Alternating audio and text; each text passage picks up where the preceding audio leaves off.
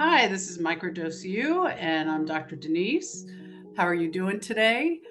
Here to discuss really why microdosing is not just some trend; it's completely revolutionizing the field of health, physical health, mental health specifically, and why is that relevant to women? It's really about upgrading um, how women function, how we heal, and what's possible. So, I want to talk a little bit about how microdosing psychedelics is really resetting these loops that happen. Um, there's like the constant loop going on in our brain, whether we're aware of it or not, and our physiology has the same kind of thing. If there's depression, anxiety, trauma, I say small t trauma. So I'll give you a quick example. I'm not a big fan of running into a snake when I'm hiking. I've had some experiences as a child being surprised by a snake and not really, knowing what to do about that. I was very young, didn't know that much about snakes, and it terrified me. And I, never really did anything about that. So fast forward many decades later, I'm out hiking and I see a snake. And so, of course, not my favorite thing. And I'm going to have that adrenaline because it's seen as a surprise. So it's going to, kind of escalate my physiology. And then my brain says, oh, you don't like snakes, Denise. And, this is not a helpful thing. What I learned to do a while back, because I hike, I'm out there in the world, snakes can be really anywhere, was I learned about them. Information can be very powerful to learn to discern what to do if you see a snake, what's a safe, harmless snake, and education and information can be very, very powerful. So that helped a little bit. Since microdosing, I have found that when I'm out, and a real example happened not that long ago, I was hiking and a little garter snake, kind of came out of what, it seems like it's nowhere, but they're just along their way, minding their own business. And I said, oh, snake. And, had that like kind of alarm. But because I've been microdosing, I knew it wasn't like a survival alarm going off. It was more, that's a surprise. And, oh, that's a garter snake. And I found myself out loud saying, hey, buddy, I'm going to let you go. And a friend that I was hiking with kind of like was surprised because she's known me a long time. She knows that I'm, not the biggest fan of snakes. So how did I do that? What happens is that old loop was, you know, snakes are a problem. They're scary. And, this can happen with something that's like I say, small t trauma. It can be a big trauma. Oh, I had a very scary thing happen. Um, all kinds of things that go on. And the brain processes those surprises or very scary, traumatizing things very differently than it's processing day to day events.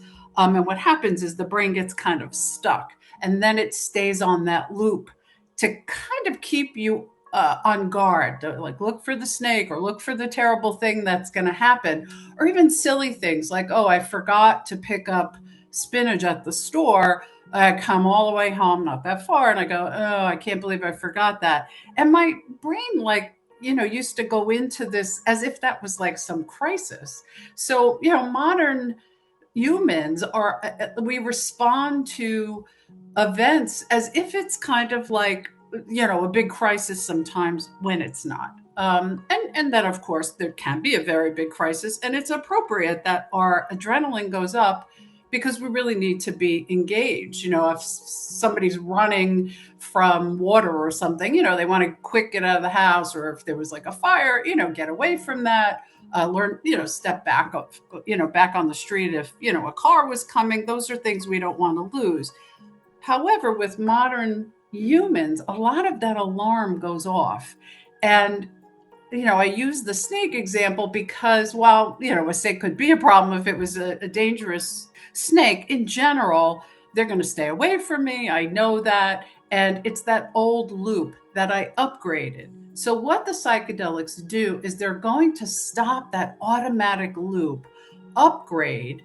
so that you kind of have this other pathway. So to see it as well, there's other possibilities. This is just, I called him buddy going by, there you go, buddy. I'm going to let you go because I still want to, not get too close, even though it was a garter snake and certainly harmless.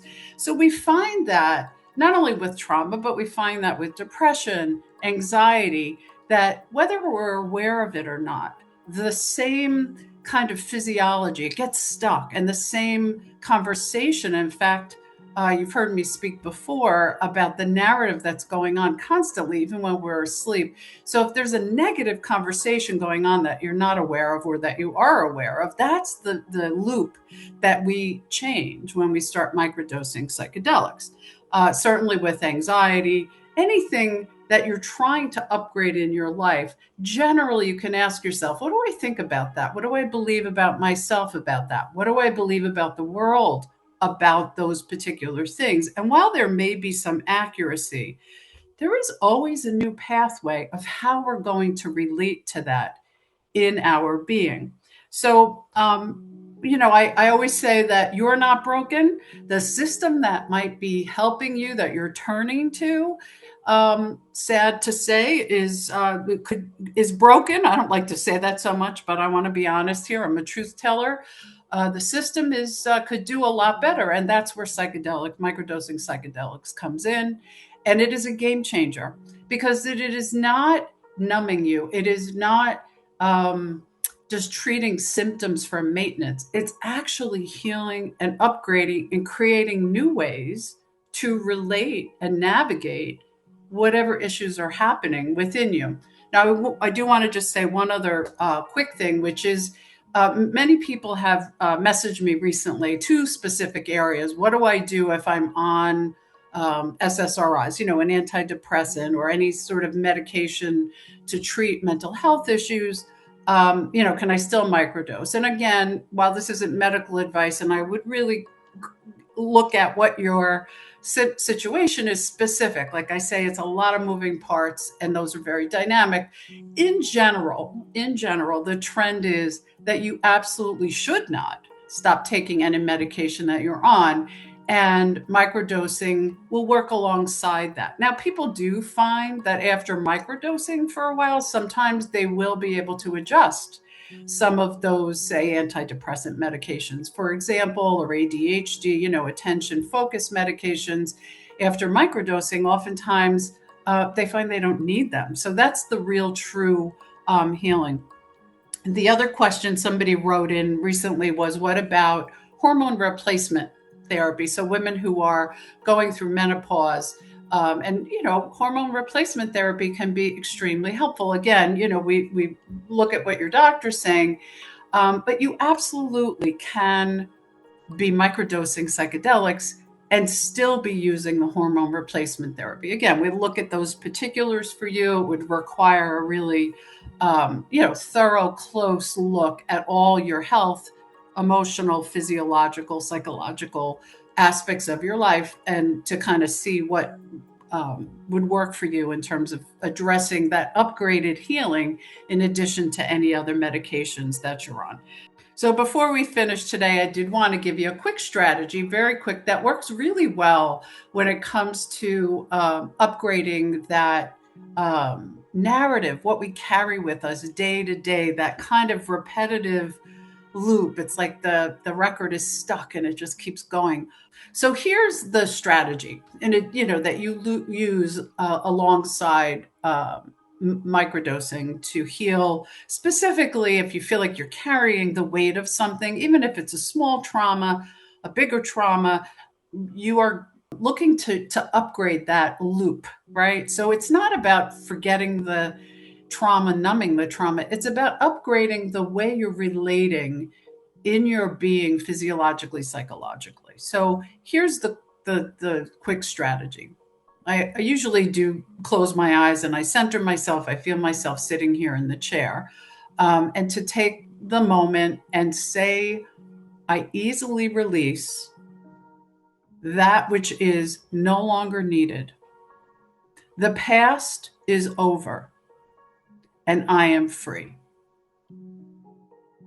You can say this while you're driving. It doesn't have to be a sort of meditative, close your eyes moment.